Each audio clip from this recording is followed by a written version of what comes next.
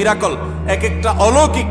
কারণ এই যে অলৌকিকত্ব, এক একটা অলৌকিক বিষয় এদের মধ্যে রয়েছে, সেটা হলো যে এরা সবাই ছোট ছোট বাচ্চা মানুষ 30 পারা কোরআন হেফজ করে ফেলে মাত্র 2 বছরে, 1 বছরে, 6 মাসে, বিভিন্ন সময়। কিভাবে সম্ভব? 30 পারা কোরআন, এত বড় কোরআন পুরাটার হেফজ করে ফেলে, মুখস্থ করে ফেলে, কিভাবে সম্ভব?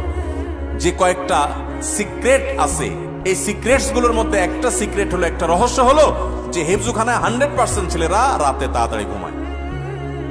তারা রাত 10টার ভিতরে 100 ভাগ হেফজখানার ছাত্র সারা বাংলাদেশে ঘুমায় পড়ে। কোথাও পাবেন না 10টা পরে ছেলেরা পড়ালেখা করে, সব 10টার মধ্যে ঘুমায় যায়। পুরা কোরআন হেফজ করে ফেলে অল্প সময়ের মধ্যে, আবার রাত জেগা পড়ে না। কিভাবে সম্ভব? কারণ তারা ওই যে আবার ভোরে উঠে যায়, ভোরে উঠে পড়ে। ওই ভোরের সময়টা রাতের 4 ঘন্টা, আর তখন 1 ঘন্টার সময়। এই জন্য প্রোডাক্টিভিটি বাড়াতে চাইলে রাতে তাড়াতাড়ি ঘুমাইতে হবে। যেটা রাত জেগে করবেন, যে কাজটা, সেটা ভোরে করবেন। 1 2 নম্বর হলো সকালে ঘুমাবেন না। সকালে ঘুমানো যাবে না। সকালের ঘুম মানুষের জীবনের বরকত নষ্ট করে দেয়। আমাদের নবী সাল্লাল্লাহু আলাইহি ওয়াসাল্লাম দোয়া করেছেন, আল্লাহুম্মা বারিক লি উম্মতি ফি বুকুরিহা, আল্লাহ আমার উম্মতের জন্য সকালের সময়টাতে বরকত দান করবেন। আর ওই টাইমে আপনি ঘুমায় থাকেন। সকালে আপনি পড়ালেখা করেন, ছাত্র মানুষ, তাহলে পড়ালেখা বরকত হবে।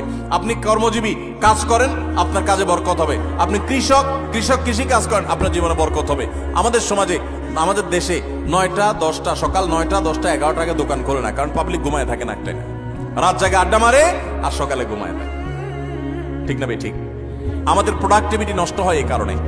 আপনি কিছুদিন এটা করে দেখেন, দেখবেন আপনার জীবনে কি পরিমাণ বরকত এসেছে।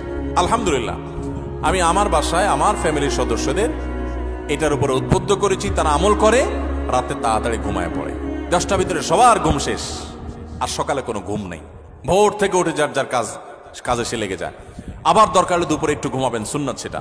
আর এর বাইরে কোনো কাজ করবেন না। তাহলে প্রোডাক্টিভিটির জন্য 1 নম্বর হলো রাতে তাড়াতাড়ি ঘুমাবেন। 2 নম্বর হলো ফজর পরে ঘুমাবেন না। ফজর পরে জেগে থাকবেন, কাজ শুরু করবেন। আর রাতে তাড়াতাড়ি ঘুমালে এমনি ফজরের সময় আপনি ঘুম ভেঙে যাবে, কারণ সারা রাত ঘুম, বড় রাত ঘুম হয়ে যাবে ইনশাআল্লাহ। 3 নম্বর এবং সর্বশেষ প্রোডাক্টিভিটির জন্য যেটা বলতে চাই, তা হলো এই মোবাইল এবং বিভিন্ন রকমের ডিভাইসের নেশা বন্ধ করতে হবে। তা না হলে প্রোডাক্টিভিটি কখনো বাড়বে না। মনে রাখবেন, মোবাইলের নেশায় বুধ হয়ে থাকে আর জীবনে বড় কিছু করতে পারছে এমন একটা মানুষ পৃথিবীতে আপনি খুঁজে দেখাতে পারবেন না। একটা মানুষও না। মোবাইলের নেশায় সারাদিন ভূতের মতো মোবাইল টিপে আর আঙুল দিয়ে স্ক্রল করে একটু পরপর, এই মানুষগুলো জীবনে বড় কিছু করতে পারে না যদি এই অভ্যাস না ছাড়ে। এই অভ্যাস যেদিন ছাড়ে সেদিন তৌফিক হতে পারে। একসাথে মোবাইলের নেশাও আছে, আবার বড় কিছু করতে পেরেছে, এটা হয় না। অনেককে আমরা ওয়াজ শোনার নাম দিয়ে শয়তান আমাদেরকে মোবাইলের পিছনে লাগিয়ে দিস। আরে প্রোডাক্টিভিটির জন্য এই কাজগুলো করবেন। আল্লাহ আমাদেরকে তৌফিক দান করুন।